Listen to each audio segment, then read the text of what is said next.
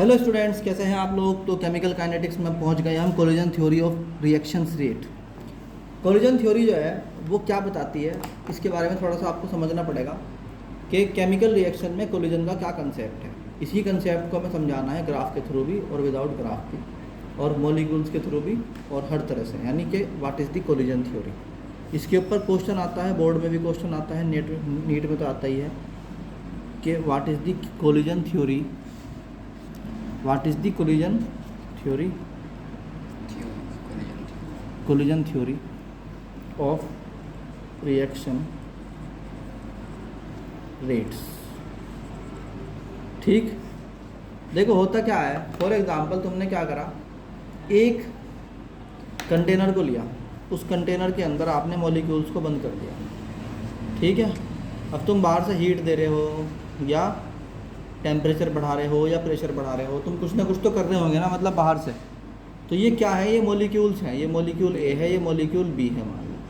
ठीक है ना, ये तो बार बार आपस में कोलाइड करते हैं, मिलेंगे फिर मिलेंगे फिर मिलेंगे फिर, यानी आपस में क्या करते हैं, लगातार ये कोलिजन करते हैं। ये जो कोलिजन करते हैं, एक टाइम ऐसा आता है कि ये कोलिजन कामयाब हो जाता है और ये ए प्लस बी इक्वल टू बन जाता है नया मॉलिक्यूल ए बी।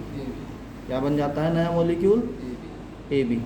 तो ये क्या है, ये ए और ए बी जो है वो क्या है, न्यू मॉलिक्यूल। नहीं आई बात समझ में। तो ये जो टकराए आपस में और टकराने के बाद एक नया मॉलिक्यूल बनाया, इसको बोलते हैं कोलिजन थ्योरी। समझ में नहीं आई बात। तो केमिकल रिएक्शन को इस ढंग से पढ़ना है कि हमें पता लग जाए व्हाट इज़ दी। तो अब हमारे जो प्रोडक्ट है वो इस बात पे डिपेंड करेगा कि कितने नंबर ऑफ पार्टिकल आपस में कोलाइड कर रहे हैं पर सेकेंड। ठीक है नहीं है, तो हम कहते हैं पॉइंट नंबर 1 इज़ के रेट ऑफ रिएक्शन इन्फ्लुएंस होती है या इफ़ेक्ट होती है ना, इफ़ेक्ट प्रभाव पड़ता है उसके ऊपर, किस बात का, के on the number of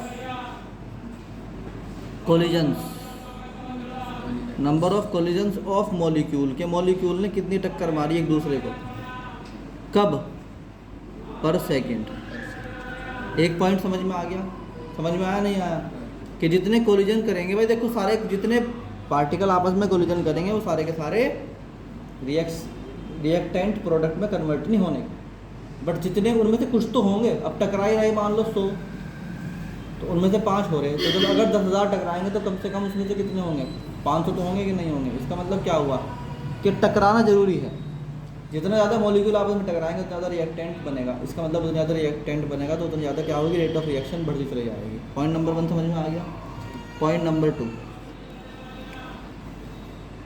effective collision.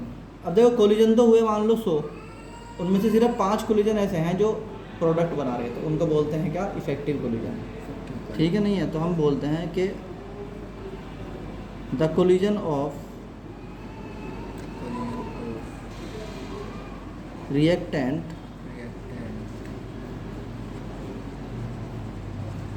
Molecules है ना, जो रिएक्टेंट के मॉलिक्यूल है उनके कोलिजन, ठीक है नहीं है, विच गेट सक्सेसफुल, जो हो गए क्या, सक्सेसफुल हो गए। हैंस इसका मतलब क्या है, दे फॉर्म्ड न्यू मॉलिक्यूल, उन्होंने नया मॉलिक्यूल बनाया। अरे बोलो भाई, उन्होंने नया मॉलिक्यूल बनाया, हैंस प्रोडक्ट, उन्होंने प्रोडक्ट बनाया। तो सब तो प्रोडक्ट नहीं बनाएंगे, जो बनाएंगे उनको क्या बोलते हैं, वो कहता है effective collision. The collision is called effective collision कहलाता है। बात समझ में आई कि नहीं आई। अरे बोलो भाई, क्या कहलाता है, इफेक्टिव कोलिजन। तीसरी बात, तो मैंने कहा कोलिजन ऑफ रिएक्टेंट, यानी वो कोलिजन जो सक्सेसफुल हो जाते हैं, प्रोडक्ट में कन्वर्ट हो जाते हैं, they are called effective collision. तीसरी बात क्या होती है कि जो मॉलिक्यूल बना, मतलब ए और बी में इफेक्टिव कोलिजन हुआ, कोलिजन होने के बाद ए बी नाम का नया एक प्रोडक्ट बन गया, उसको क्या बोलते हैं, activated molecule.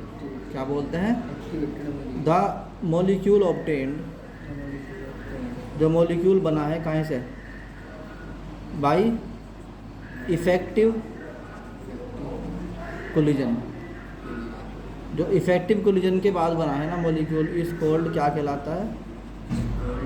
Activated molecule, activated molecule कहलाता है। बात समझ में आई कि नहीं आई? सारी टर्म याद कर लो, समझ में आई बात ये वाली है।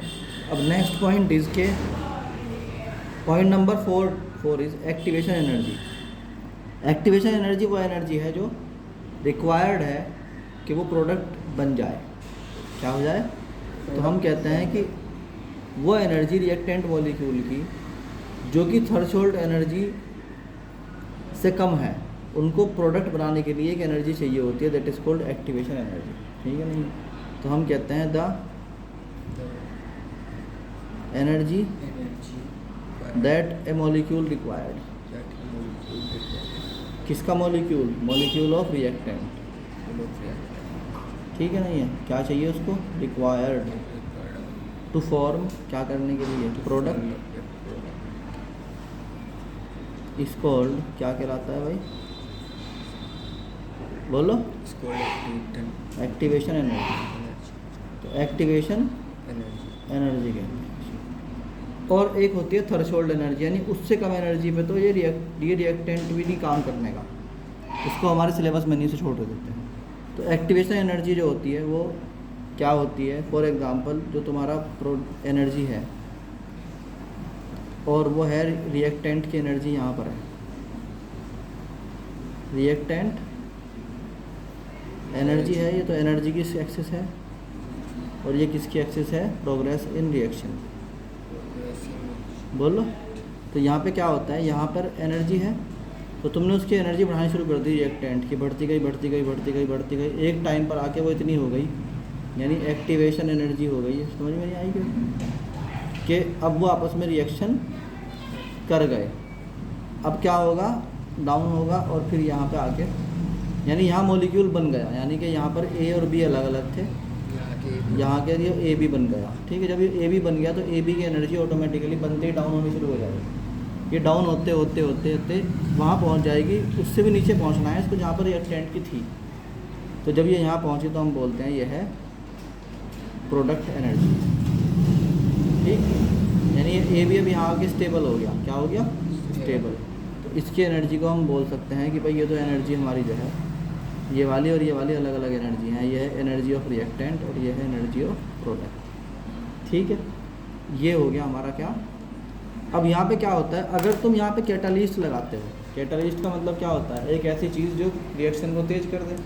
तो उस कंडीशन में क्या होगा कि एक्टिवेशन एनर्जी कम हो जाएगी, ग्राफ एज इट इज़ रहेगा, बस थोड़ा सा नीचे को ले आओगे तुम इसको, डाउन को, है ना।